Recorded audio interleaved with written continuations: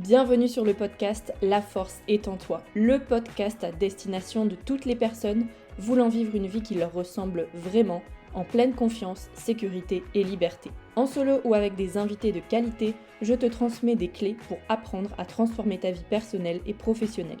Ce podcast est ton outil pour prendre le plein pouvoir de ta vie. Je suis Valentine Vranx, entrepreneuse et coach en épanouissement. Je t'accompagne à viser l'épanouissement grâce à la connaissance et l'amour de toi, afin que tu aies toutes les clés en main pour déployer ton plein potentiel et vivre la vie qui t'inspire vraiment. Bien le bonjour, bienvenue dans ce nouvel épisode de podcast. Je suis ravie de vous retrouver aujourd'hui pour un format que je n'ai encore jamais fait d'ailleurs sur le podcast, je l'ai déjà fait une fois sur YouTube. D'ailleurs, je répondais à vos questions sur mon lancement plutôt dans l'entrepreneuriat quand j'étais à Paris. Donc le vlog est disponible sur ma chaîne YouTube si ça vous intéresse. Je vous mettrai le lien dans la description de cet épisode. Mais sinon, revenons à nos moutons. Aujourd'hui, du coup, je suis là pour répondre à vos questions. J'ai tiré 5 questions parmi celles qui m'ont été posées. Je vais d'abord, dans un premier temps, répondre à vos questions autour du lancement de mon propre média, comme je vous l'ai annoncé aussi sur YouTube et sur Instagram il y a peu. Si ce n'est pas le cas aussi, rejoignez-moi sur ces deux formats dès maintenant. On se retrouve sur Instagram, @vranx, VRANCX.Valentine, et sur YouTube avec le même nom, puisque c'est toujours moi et encore moi qui suis là pour vous parler et créer du contenu. Peut-être que ce nom changera dans les mois à venir avec justement le lancement de mon média, mais on n'y est pas encore. Donc d'abord, je réponds à vos questions là-dessus, et ensuite une deuxième partie pour répondre à 2 questions super intéressantes qui m'ont été posées aussi sur l'épanouissement personnel au sens plus large. Mais vous découvrirez ça, du coup restez bien jusqu'à la fin de cet épisode. Je n'ai rien préparé, donc je vous réponds vraiment en direct à ces questions. Je prends mon téléphone et je vous réponds d'abord à la première question qui est assez générale du coup.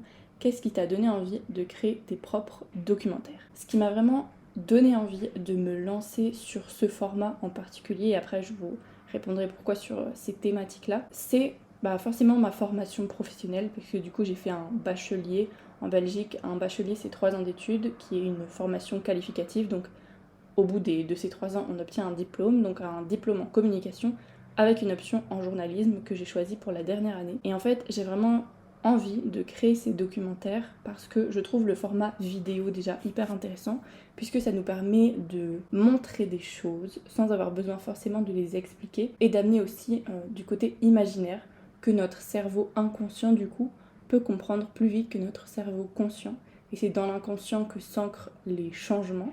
Donc je trouve ça hyper intéressant, et j'aime aussi le fait de dire ok, je prends la caméra et simplement grâce à une caméra et des images, entre gros guillemets, le monde entier peut le comprendre et peut l'avoir.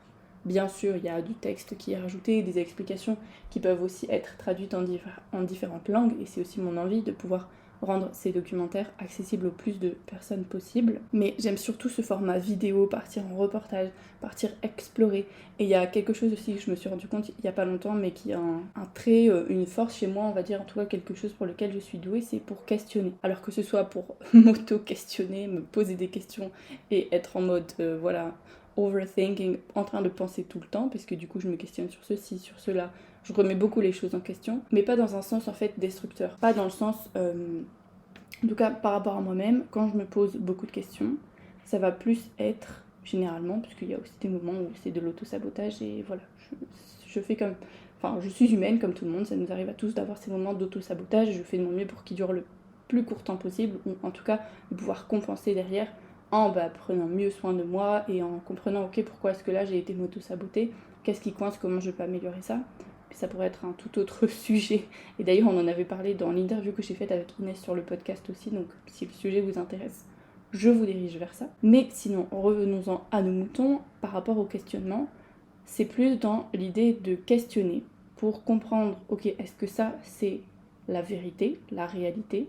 Quand je parle de ça, ça peut être n'importe quel sujet, que ce soit des croyances personnelles que j'ai, ou aussi des traditions qui sont ancrées dans le monde, des choses qu'on fait de manière logique ou sans se questionner, alors que en fait c'est peut-être pas logique pourquoi on fait ça, peut-être que ça n'a pas réellement un sens et que ça n'a pas réellement d'apport. L'idée c'est de venir questionner ça, que ce soit pareil en fait dans mes coachings, dans les relations que je peux avoir, j'aime bien poser des questions, comprendre les choses en fait. Comprendre les choses, creuser sur ça, et du coup le format documentaire pour moi il est idéal parce que c'est justement aller questionner, d'autant plus des sujets de société puisque c'est de ça dont j'ai envie de parler dans mes documentaires et justement pouvoir le montrer au grand public. Et puis j'aime bien tout ce qui est aussi le format vidéo, le journalisme, le fait de pouvoir derrière monter les vidéos et tout ce travail-là généralement ça se fait en équipe. Et j'aime aussi le fait de dire que c'est un projet qui va pouvoir créer de l'emploi, qui va pouvoir générer un enthousiasme plus grand que ma petite personne.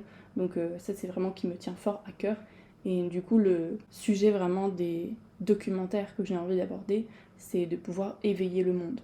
Éveiller le monde justement à travers ces questionnements, à travers un angle choisi, puisque du coup à la caméra on peut pas tout montrer, donc c'est aussi un angle choisi, de voir sur quelle manière est-ce que je vais avoir envie d'aborder le sujet. Et voilà, moi j'ai un profond désir aussi de pouvoir contribuer au changement du système éducatif, donc je pense que le format documentaire il peut être intéressant pour aller voir aussi dans les autres pays du monde ce qu'il se passe, comment eux ils apprennent, que ce soit des apprentissages reçus, donnés à l'école ou même hors école, parce qu'il y a tout plein de choses qui se transmettent hors école, et cette notion de transmission pour moi elle est importante à avoir en conscience, de dire en fait ce qu'on fait dans notre vie, ça a de l'impact sur les gens autour de nous, qu'on le veuille ou non, et plus on peut le conscientiser, plus on peut aussi s'en servir du coup pour transmettre du bon, du meilleur, des prises de conscience, pour pouvoir semer justement des graines de joie et d'éveil autour de nous. Et donc c'est vraiment avec ce désir-là, cette volonté profonde de pouvoir contribuer à un monde qui soit plus conscient, justement, plus solidaire, plus aimant et plus humain, tout simplement, que ça me tient à cœur de développer ces documentaires. Passons à la deuxième question, qui est: c'est quoi ton plan pour lancer ces reportages C'est ouf. Alors pour ceux qui sont sur YouTube, je vous montre, pour les autres, je vous explique. Je me suis acheté un carnet, un nouveau carnet déjà. Bon, ça peut paraître bête comme premier pas, mais c'est un premier pas puisque du coup ça me permet de répertorier par exemple des notes que je prends dans des livres ou des vidéos, des autres documentaires aussi, pour pouvoir justement me renseigner sur ces sujets-là. Et c'est aussi du coup noter mon plan d'action. Je me suis par exemple imprimé des calendriers avec des deadlines, donc je me suis posée sur ok, c'est quoi les points les plus importants à mettre en place pour pouvoir lancer ce documentaire. C'est déjà de savoir ok, à quel type de public est-ce que j'ai envie de m'adresser, qu'est-ce que j'ai vraiment envie d'apporter comme transformation entre guillemets avec ces documentaires-là, comment j'ai envie d'appeler mon média, puisque au-delà de faire des documentaires, en fait j'ai vraiment envie que ce soit un média qui existe. Du coup ce format podcast va peut-être aussi changer de nom, mais de toute manière je vous tiens au courant de l'avancée et des coulisses, que ce soit sur le podcast, sur YouTube ou sur Instagram, pour qu'il y ait tout un média en fait et différents formats possibles. Réaliser des documentaires, si je veux les faire en physique, avoir des vrais films, ça va prendre plusieurs mois, que entre temps il puisse aussi avoir d'autres contenus qui soient disponibles pour continuer à éveiller, et toutes les missions que je vous ai citées dans la situation précédente. Donc voilà, le plan c'est déjà de me laisser le temps, premièrement, de grandir sur la question. Et grandir sur la question, ça veut pas juste dire attendre que le temps passe et puis un beau matin je vais me lever et je vais me dire ah oui c'est bon, genre je sais, maintenant je vais faire ça. C'est consciemment me dire ok, le nom de mon média, je l'ai dans ma tête. Là, je l'ai dans ma tête. J'ai la chance aussi d'avoir échangé avec une amie sur le sujet qui m'a apprendre quelque chose et c'était trop bien. Donc, si tu m'écoutes, merci. Encore, je te dis plein de fois, mais merci.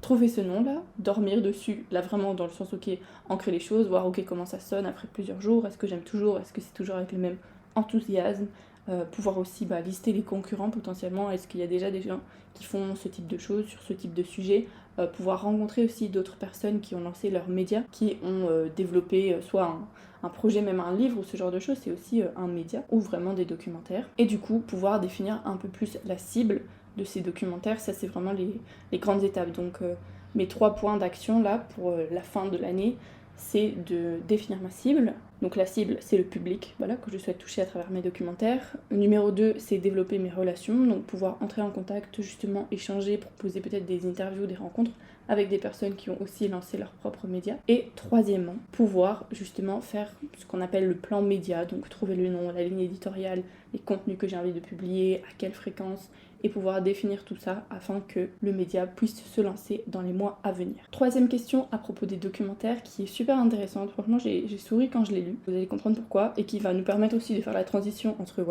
mes documentaires et des questions plus après de purement développement personnel, on va dire, que vous m'avez posé. La question c'est: comment tu fais pour ne pas avoir peur du regard des autres avec tous tes switches? Tous mes switches, c'est-à-dire que j'ai commencé à me lancer dans l'entrepreneuriat en voulant accompagner les personnes à réaliser leurs rêves. Ensuite, je souhaitais accompagner plutôt les jeunes, 18-25 ans, à incarner leur identité profonde et réaliser leur projet de cœur. Ensuite, j'ai fait un programme d'accompagnement pour les entrepreneurs. Ensuite, j'ai fait des ateliers pour les 18-25 ans pour développer leur confiance en soi, comprendre quelle vie ils veulent mener, comment y arriver. Ensuite, je suis devenue bras droit avec Ludovic Duquert au sein de l'entreprise Kaizen Impact, où là, on accompagne aussi des entrepreneurs à développer un business prospère, surtout au service de leur vie et de leurs clients. Ensuite, j'ai repris des heures de chargée de communication pour une association que j'adore qui est située à Bruxelles qui s'appelle Émergence. Ensuite, j'ai décidé de lancer des ateliers dans des écoles supérieures. Ensuite et maintenant, je décide de lancer mes documentaires. Donc ça fait pas mal de choses. Et c'est ça que reprend du coup dans la question les switches, puisque du coup j'ai échangé avec cette personne pour voir un peu qu'est-ce qu'elle entendait par là. Et c'est vrai qu'on peut se dire ça fait beaucoup. Je sais même pas ce que vous en pensez parce que je vous ai jamais posé la question et je ne suis pas non plus à récolter l'avis que les autres ont sur ce que je fais. Alors pas dans le sens où je cherche pas à m'améliorer, parce que ça oui je cherche à m'améliorer et c'est important pour moi, mais un avis critique en mode ah qu'est-ce que t'en penses de tous les changements que j'ai fait, bah ça m'intéresse pas parce que ça m'est propre en fait. Et la question elle m'a fait sourire parce que quand quelque chose est naturel pour nous, on se rend pas compte en fait que c'est naturel et que c'est fluide. Et c'est quand on nous pose la question, qu'on nous met le regard dessus, que là du coup ça peut monter en conscience chez nous et qu'on peut améliorer, développer, là en l'occurrence cette qualité, puisque pour moi c'est une qualité de ne m'être quasiment jamais posé la question tiens mais qu'est-ce que les autres vont en penser, que je sois encore en train de changer, puisque pas forcément à chaque fois c'est ma communication qui change un petit peu, à qui je m'adresse. Finalement il y a toujours des personnes qui ont continué à me suivre, ça n'a jamais posé de problème par rapport à ça.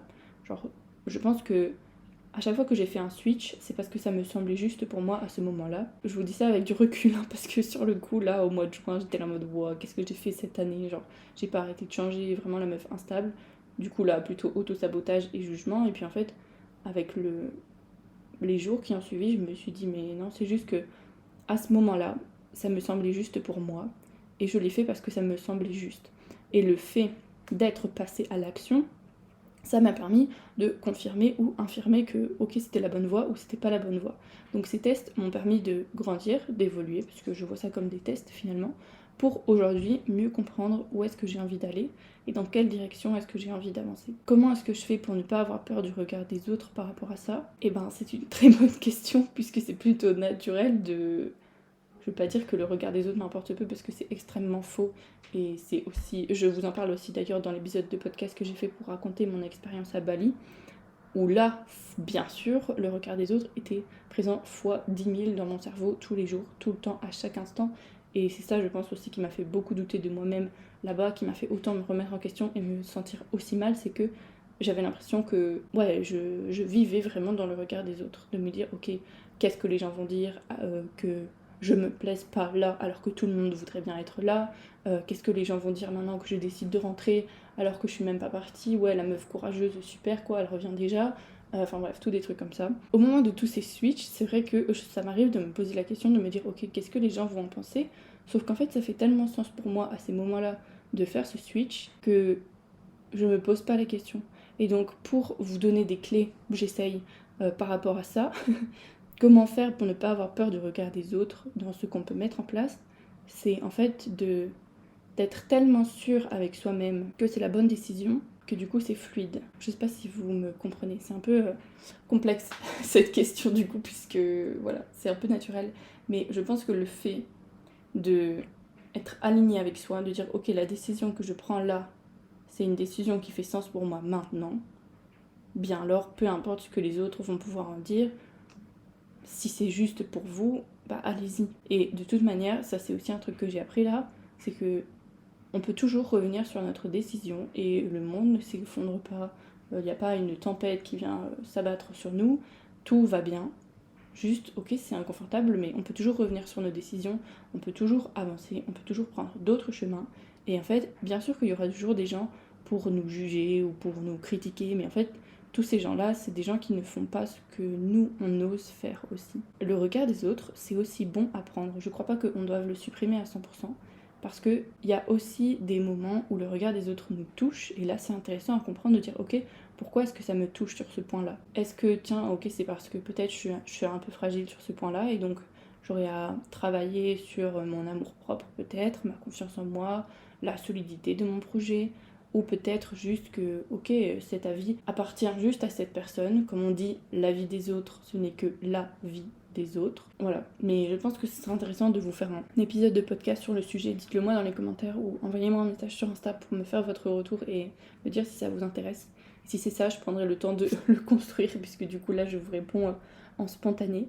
Mais ça peut être intéressant d'avoir ça, quitte à faire une interview avec un expert ou une experte sur le sujet qui puisse aussi nous amener des pistes concrètes si ça peut vous aider. Mais dans tous les cas aussi, une dernière chose que je vous partage par rapport à cette réponse, c'est que tant que vous ne passez pas à l'action, de toute manière, vous ne pourrez pas savoir si c'était le bon choix ou pas. Le regard des autres, il va toujours exister. Allez-y, testez, c'est votre vie, expérimentez, vivez, tout simplement. Voilà ce que j'ai envie de vous partager par rapport à ça. Question suivante, du coup, plutôt autour de l'épanouissement personnel. Penses-tu que l'isolement d'une personne peut lui permettre de se retrouver avec lui-même ? L'isolement d'une personne peut lui permettre de se retrouver avec lui-même, dans le sens se retrouver, pouvoir en fait connecter avec soi, développer son amour propre, sa confiance en soi, son estime de soi. Si c'est ça, je pense que oui, à partir du moment où c'est ancré consciemment dans notre esprit que on va se servir de cette période d'isolement pour pouvoir évoluer et grandir. Je prends le cas classique que nous avons tous vécu du confinement, où on était tous isolés. Bon, il y en a qui étaient isolés vraiment tout seuls, il y en a qui étaient en famille, il y en a qui étaient en couple avec des amis ou quoi que ce soit, mais on s'est quand même retrouvés isolés. Si je prends par exemple mon cas, j'ai eu la décision consciente de me servir de cette période pour, oui, me retrouver avec moi-même et m'en servir de manière constructive. Parce que le confinement, ça a été pour moi un moment d'épanouissement réellement. Bon, il y avait aussi des trucs qui n'allaient pas voilà, dans ma vie familiale et personnelle, mais tout le temps que j'avais là, je l'ai exploité au maximum pour ma santé physique déjà, ma santé mentale, et pour aussi mieux comprendre du coup la manière dont j'avais envie de développer mon projet. Puisque donc c'était pendant le confinement que j'ai eu tout ce déclic de justement matérialiser mon projet. Mais en gros, c'est vraiment cette période d'isolement dont je me suis servie pour pouvoir me retrouver avec moi-même et améliorer ma self-esteem et mon amour de moi. Mais c'était un choix conscient, dans le sens où, ok, je me suis dit, je vais profiter de cette période pour faire ça. J'ai décidé d'utiliser mon temps de cette manière, pour consommer des ressources de développement personnel, pour lire, pour faire du sport, alors que j'aurais pu faire comme beaucoup l'ont fait, et c'est ok aussi, chacun fait ce qu'il veut, passer mon temps à regarder des séries, à chiller, à blinder, et puis juste à attendre que ça passe en fait. Donc, bien sûr que oui, l'isolement d'une personne peut lui permettre de se retrouver avec lui-même, tant que la décision est consciente de vouloir s'améliorer, puisque c'est comme dans tout, isolement ou pas, ça va pas tomber du ciel en fait, et donc si tu n'as pas choisi d'évoluer et de changer, la situation va potentiellement rester la même. Donc, comment est-ce que tu peux faire concrètement pour te servir de cette période d'isolement de manière constructive ? C'est déjà décider, ok tiens, qu'est-ce que j'aimerais peut-être modifier dans mon quotidien, dans ma relation avec moi-même, dans voilà, mon épanouissement personnel, professionnel, qu'est-ce qui peut être amélioré. Et pour ça, je t'invite à reprendre tes domaines de vie, le personnel, le professionnel, ta santé, tes amis, ta famille, tes finances, faire la liste, ok, sur une échelle de 1 à 10, combien es-tu satisfait de ce domaine de vie ? Et puis du coup, pouvoir faire déjà l'état des lieux et te dire, ok, ben tiens, sur ce point-là, j'aurais un peu plus à travailler. Comment est-ce que je peux faire ? Qu'est-ce que je peux mettre en place ? Ça peut être écouter des épisodes de podcast sur le sujet, écouter des vidéos YouTube, et à chaque fois que les personnes proposent des mises en action, pouvoir les réaliser aussi. Puisqu'il y a une phrase qui existe et qui est vraie aussi, c'est que c'est dans l'action que se trouvent les solutions. Et l'action, ça veut pas forcément dire une grande action, en mode faire tout le temps, oui, partir faire le tour du monde pour apprendre à se connaître, partir faire, je sais pas moi, un investissement énorme, c'est aussi toutes les petites actions.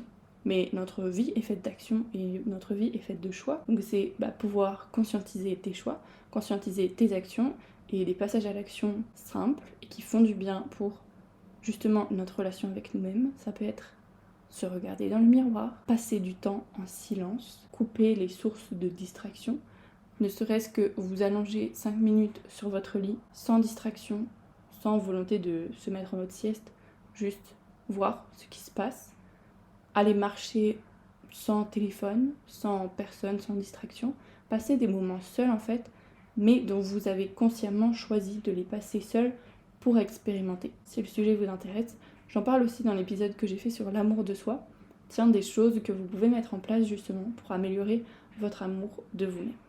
Voilà pour cette question. Et la dernière question à laquelle je vais répondre dans cet épisode de podcast, et si vous en avez d'autres, bien sûr, adressez-les-moi ici, ci-dessous si vous êtes sur YouTube, ou envoyez-moi un petit message sur Instagram. Encore une fois, ça me fait toujours très plaisir de lire vos retours, surtout que voilà, je les reçois souvent de manière inattendue. Vous m'envoyez vos petits messages, donc merci pour ça. Vraiment, je suis pleine de gratitude pour vos retours. C'est ce qui me donne aussi envie de continuer, surtout que ce format-là, il est gratuit, il vous est totalement offert, donc c'est aussi gratifiant pour le travail que je peux vous offrir, simplement de laisser un like sous la vidéo, de vous abonner au podcast, à la chaîne YouTube, de pouvoir laisser aussi des étoiles si vous êtes sur Spotify, Apple Podcast, pouvoir laisser votre avis sur le podcast, ça m'envoie du love, déjà ça gratifie mon travail, et puis surtout ça permet aussi au podcast d'être plus mis en avant sur les différentes plateformes, et donc de pouvoir aider plus de monde, donc merci à vous pour ça, pour prendre le temps, quelques instants, de faire ça. Passons à la dernière question, qui est quelle est l'étape la plus dure dans le processus de développement de l'estime de soi? Il n'y a pas vraiment d'étape selon moi pour développer son estime de soi. Genre je vais pas te dire fais A, puis B, puis C, puis D jusqu'à Z. L'estime de soi, ça va se construire au fur et à mesure de ce que tu vas mettre en place consciemment pour améliorer ta relation avec toi-même. Un peu comme je l'ai dit avant, cette question est assez complémentaire avec la question précédente. Et le plus difficile, peut-être que c'est simplement le démarrage, de prendre conscience que ça ne va pas et qu'on n'a pas une bonne relation avec soi-même parce que c'est désagréable de se dire que ça ne va pas. Sauf que c'est totalement ok et que c'est en prenant conscience de ça que du coup on peut évoluer et poser les bonnes actions derrière pour pouvoir justement améliorer et modifier cette relation avec soi-même. Parce que l'estime de soi, pour vous faire un petit rappel, l'estime de soi c'est dire je suis assez. Donc c'est quelle valeur on se donne. Et la confiance en soi c'est dire je suis capable. Donc c'est la manière dont on va juger nos capacités. Et donc la confiance en soi, elle s'améliore grâce à l'action, en nous prouvant, en fait, en nous démontrant que oui, on est capable de. Que l'estime de soi, c'est la valeur que l'on se porte. Donc c'est directement relié à l'amour de soi. À dire, ok, à quel point est-ce que je me valorise, à quel point est-ce que je suis fière de moi, à quel point est-ce que je peux aussi me complimenter et apprendre à m'aimer, en fait. Donc l'étape la plus difficile, selon moi, encore une fois, c'est ici je vous partage mon avis et ma théorie, mais à travers aussi mes expériences. Donc voilà, c'est mon regard sur les choses, c'est important à vous rappeler. C'est l'étape la plus compliquée de faire le point par rapport à vous-même, de vous dire ok, en fait là ça va pas. Et derrière, qu'est-ce que je mets en place pour que ça aille mieux?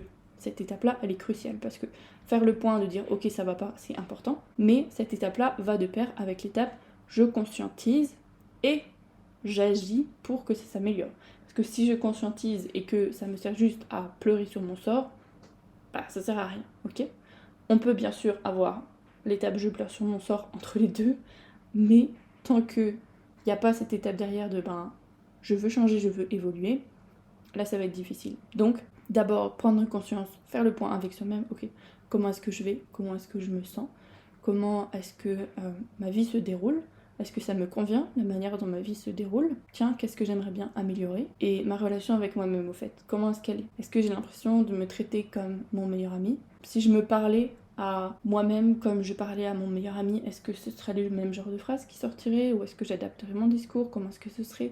Des questions qui vous permettent de pouvoir faire le point avec vous-même pour comprendre où vous en êtes et qu'est-ce qui peut évoluer. Et après, bien sûr, il y a un épisode aussi de podcast que j'ai fait sur l'estime de soi, donc je vous mettrai tous les liens là de ce que je vous ai partagé dans la description de ce podcast qui peuvent vous aider à conscientiser ça et à améliorer ça. C'est clair que selon moi la plus belle relation à développer dans votre vie, c'est celle que vous avez avec vous-même, parce que c'est celle qui va durer absolument toute votre vie, du berceau au linceul. Vous êtes avec vous-même, vous êtes la seule personne avec qui vous allez passer toute votre vie. Donc bien évidemment que c'est cette relation-là qu'il est primordial d'entretenir, d'améliorer, de consolider et de chérir chaque jour de votre vie. Et c'est cette relation-là, la qualité que vous allez avoir dans cette relation-là, qui va découler sur toutes les relations que vous avez aussi. Sur votre capacité à recevoir des compliments, votre capacité à entrer en relation, à donner votre confiance aux autres, à créer des projets, à vous mettre au service d'eux, à pouvoir écouter l'autre, à pouvoir l'aider au mieux. Toutes ces qualités-là, elles vont être améliorées par le fait que vous ayez d'abord une bonne qualité avec vous-même. Voilà ce que j'ai à vous partager par rapport à ça. Je pense que ce sont des très beaux mots pour conclure cet épisode de podcast. Je vous souhaite une très belle semaine. On se retrouve mardi prochain dès 7h, puisque chaque épisode sort le mardi à 7h du matin sur YouTube et sur toutes les plateformes d'écoute. On se retrouve donc la semaine prochaine pour une interview et dans 2 semaines pour un prochain épisode en solo. Pensez à liker le podcast, lui mettre des étoiles, vous abonner sur la plateforme sur laquelle vous m'écoutez actuellement. On se retrouve très bientôt et surtout, retiens que la force est en toi.